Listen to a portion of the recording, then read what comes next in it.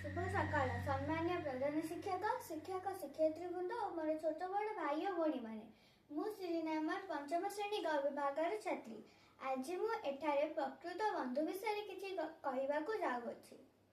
बंधुता हेउछि पृथ्वीर सबुठारु पवित्र संपर्क जहाँ रक्तर संपर्क नहेले मध्य हृदयर संपर्क होइथाय और जो बंधु सब परिस्थिति रे साथ दिए से हूँ प्रकृत बंधु। भल बंधुटीए विश्वासर और जीवन रे अंधकार समय रे आलोकित किरण होई रही थाए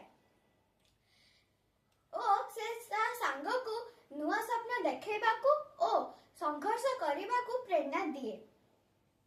जड़े भल सांग मिलीगले जीवनटा सार्थक हो पड़े। तेणु आमे माने एक भल सांग हेबार चेष्टा करिबा। एतिकी कहीं मु वक्तव्य शेष करछि।